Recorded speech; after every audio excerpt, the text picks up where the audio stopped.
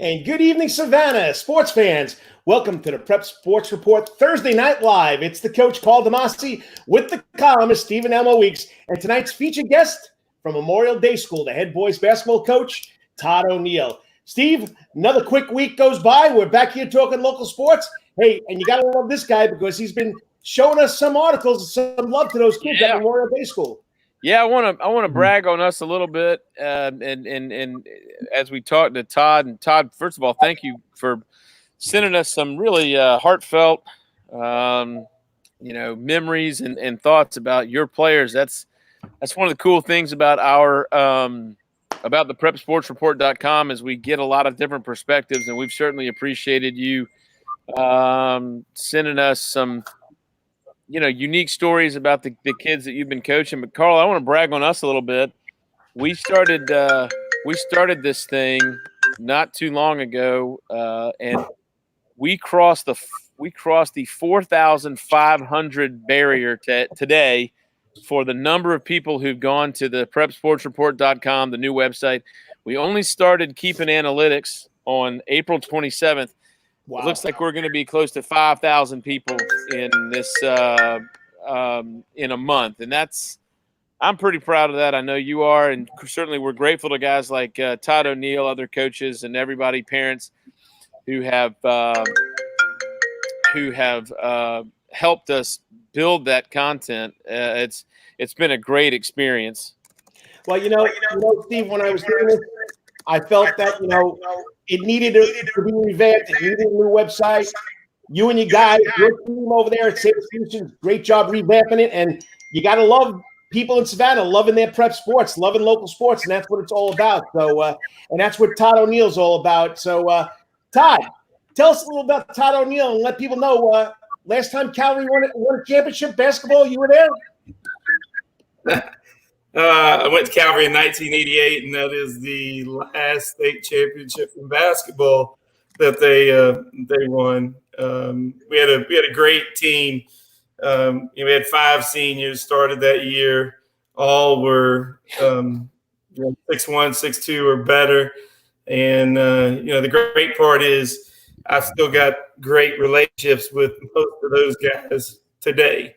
We just had our 30th reunion last year and met at the Fitzroy downtown and ate. And, one of the Calvary guys said, it still looks like you guys could get out and play. And, well, I don't think any of us could play very well now, but it was fun just seeing the guys that you do something special with. So, it's interesting. I found out, Todd, you and I missed playing against each other by 1 year because the next year Calvary played. I was at Savannah Country Day. We started playing Calvary in regular season play, and I played against Charlie Hollinsworth and Spencer Thomas and Chris. What was that boy's name? Chris Wallace, and all those guys, and actually got to be friends with several of those guys. Basically, once we got to know each other through basketball, so we missed each other by this much. I'm a little older than you. Yeah, I guess that's what it was. But Karl, I'm gonna brag on Todd a little bit. So my niece Haley Watson went over to Memorial Day School for her senior year, and number one, discovered a wonderful culture that's incredibly supportive, really close knit school, where the coaches, the teachers, the students, they really have just tremendous relationships. But I'm going to tell you what else they had this year is one heck of a boys basketball team. You want to talk about getting up and down the court and defending people and turning defense into offense and things like that. I really enjoyed watching the Memorial Matadors play. Their style of play was really aggressive, very fast-paced, but also with tremendous discipline. And Todd, I'd love to hear you talk a little bit about, what you've tried to do there during the time you've been at Memorial and some of the success that the Matadors have had over the past few years with you at the helm.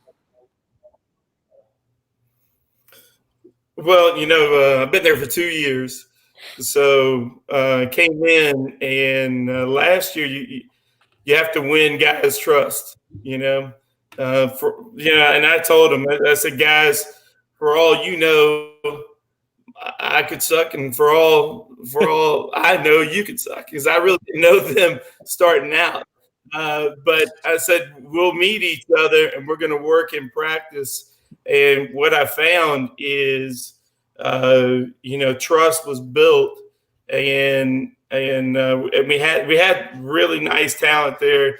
You're looking at a guy like Winston Wright, probably the best athlete over. He's not the best basketball player I've ever coached, but he is the best athlete as far as getting up and down the court straight. And then I would actually let him get beat with the ball, because he was so fast and reaching around, and he'd be a kind of guy that would never hit you on the arm. He was so fast, he'd knock the ball out, and he'd already be down the court when we pitched the ball up, So it ended up being great. And last year we won the region.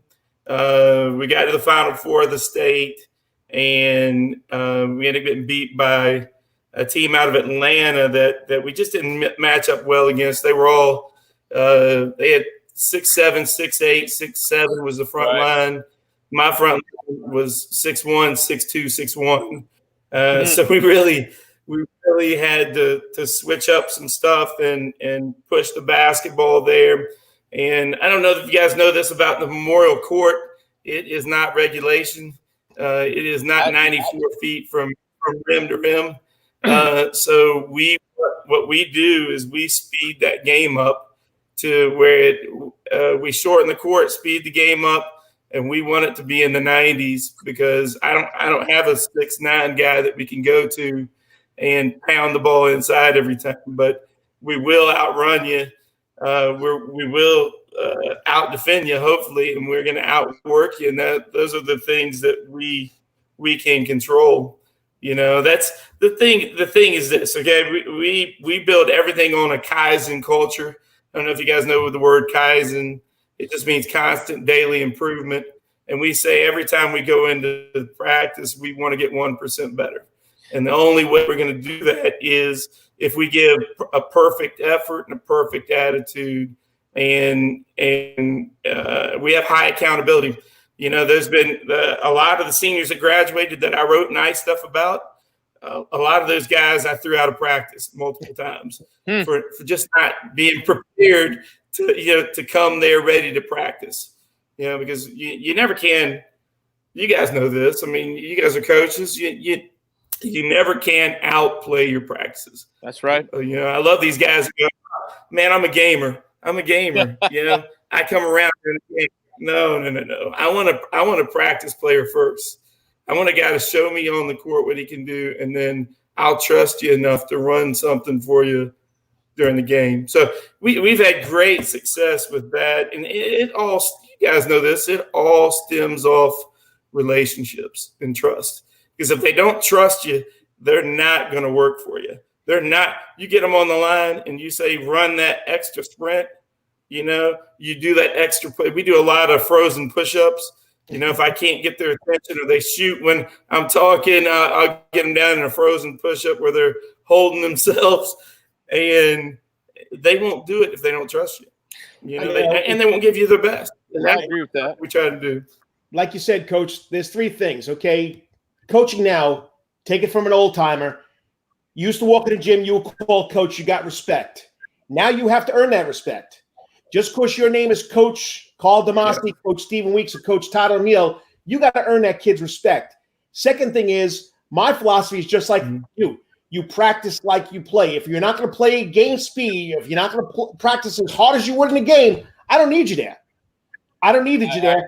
And you're not just accountable for yourself. You're accountable for the other guys that are wearing the same shirt with the same name on the front, not the back.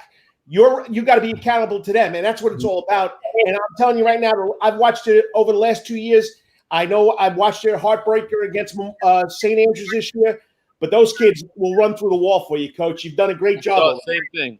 Karl, I saw the same thing, and it's funny. So I coached my son's 5th grade team this year, and because our school, Blessed Sacrament, didn't always have enough gym time, Todd and Mark Sussman at Memorial were nice enough to let us get in there sometimes and use their floor. And a lot of times we'd come in just as Todd's team was finishing. And, man, watching that, I learned a lot as trying to instill a word that Todd used, accountability. Yep. Take responsibility for what you're doing. Take it. Even as 10, 11-year-old kids, I'm trying to drill into the same things. And it was great for my little guys to watch these, and let me tell you something. Todd talks about, well, I don't have a lot of big guys. It looked pretty big to me. They were bigger than my little 10, 11-year-olds. And they were watching these guys, run full speed in practice. They were going as hard as they could go in every drill. And when they would walk off the floor, I'd say, all right, those guys are 16-1 right now. You want to get to that level, you got to play just as hard as them. So that's one of the things. One of the things I want to ask you about, though, Todd, is for a very small school, Memorial has an incredible concentration of athletic talent. I mean, you're sending football players to West Virginia. There's, 2 or 3 guys going to Savannah State to play football. You've got basketball. I mean, you've got basketball talent. I don't know if he was a freshman or a sophomore point guard on your basketball team. Your gym's going to be filled with scouts watching that young fella. How are y'all developing this talent and continuing to bring in, for such a small school, continuing to bring in and cultivate this, this kind of talent base? Well, obviously, it's not facilities, because our facilities are nice, and I love it. I don't want to be anywhere else but the Matadome. And this summer, that's where I'm going to be all summer, and it's going to be hot. There's no air conditioning, but I think that's where me as a player, that's where I got better. I went there with Foy Balance when he was the coach, right? And Foy would open up that gym anytime. And I remember going in with him and Ken Littlefield and playing Sundays for 4 or 5 hours. We would go right after school. He would do whatever we wanted to, and we were at Calvary, and he was doing that. But right. I think what it is kids are attracted to people who want the best out of I heard a coach once say, you got to have someone outside your mom and dad that expect greatness from you. And, I love that. And hopefully I'm that guy for all of our players, because my expectations for them are not, we walk into practice. It's not just, you give me what you can. It's you give me all you can, and what you have is guys that they walk away and they're not only better basketball players, but they're better people. They're better citizens. They're going to be better fathers. They're going to be better brothers. They're better all the way around, because there's no way. I don't think any great coach is just one part of it, just the body part of it. Come in, we work them really hard with our body, and then we leave. And we don't build anything, but you gotta work all three: body, mind, and soul. And I think kids can tell how much you care about them, outside of just basketball or outside of just football. So I think our athletes get in, and what they experience is a lot more. They get in and they go, wow, man, the coach cares for me as a human being. We have weekly meetings where we sit down with the player, and it's just like, hey, just tell me how your week's going. I don't want to know don't tell me I know how you're playing. I know if you're in a shooting slump. I know something's happening. Tell me, are you having problems with your girlfriend? Are you struggling in a class? Are you what's going on with you? How are your parents? Things like that. And for them to see that level of care, and we're small, so we can do that. And that's I think that's one of the greatest part about it is because I don't know how you would do it if you coached, 50 kids, or you're in a 6A school. I don't know how that happened. I think you lose something there as far as a caring coach. And then also, the GISA doesn't have all these hamstrung rules like the GHSA will. You get with them, you have a live period for 2 weeks during the summer or whatever, right? So you take them to team camps, you work them hard, and then all of a sudden it's dead, right? And then you don't get to see them again until October. And that's tough. That you're not going to build relationships that way. And you're not. So I think everything revolves back to that relationship, and they see we expect the best from you. Not only that, that's all we're going to accept. We're going to, accept, inspect, and that's what we're going to do. I'm going to inspect you every day for your best in the classroom, and if I hear from a teacher that you didn't sit on the front row or you didn't do the right thing today in class, then you know what? We come in, we run grade 8s, and the kids hate grade 8. I hate doing it because I think it's a waste of time at times, but you know what? He speaks to them.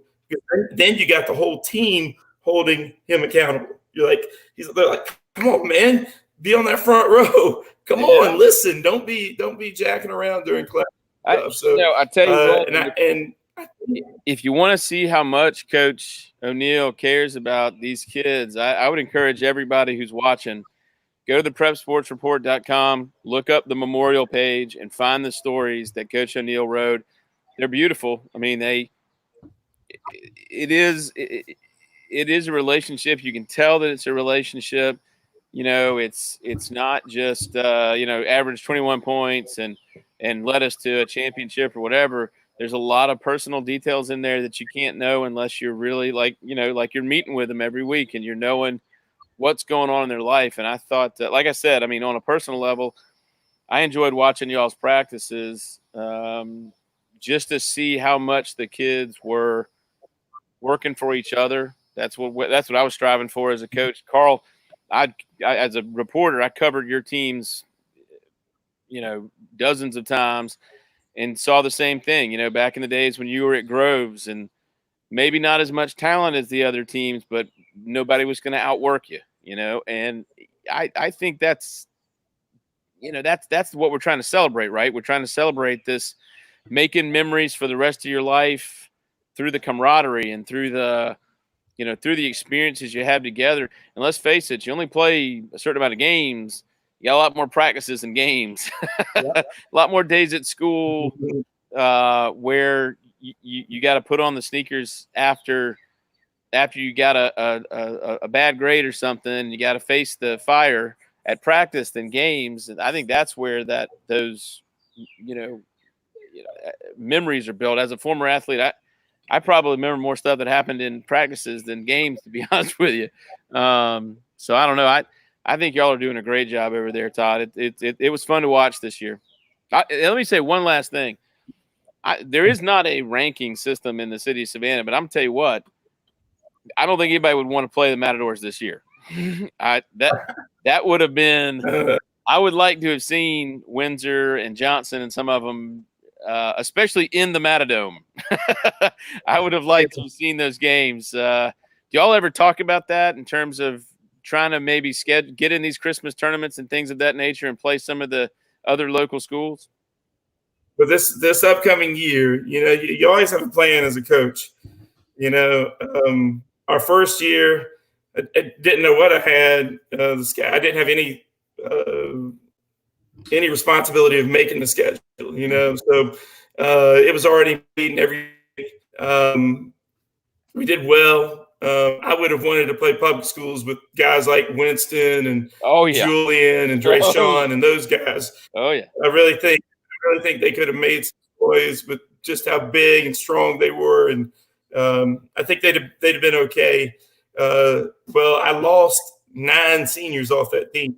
Wow. So to me, coming back, I mean, all I had was JV, and I'm like, well, our JV didn't do that well, so. We're really, I was like, I've got to set the schedule to where we gain some confidence early. So we're not going to play the competition that that 3A, 4A competition, and our guys, it fell right in place. Plus, we got in players from other places. We got in. I think one of the best guards in the city this upcoming year is going to be George White. And the one you're talking about, Sean Stoddard, the little point guard. Sean Stoddard, he's going to be a star. He can go. I think he really go. I think he's going to be one of the best point guards in the city. That's I'm going to tell you what. Having watched local basketball a long time, he's going to be a sought after prospect. He's going to put up some in your league. He's going to put up some numbers. Well, yeah, he's a special guy. I'm sorry, go ahead. No, go ahead. Go ahead. I'm sorry. I was saying Sean is a special guy.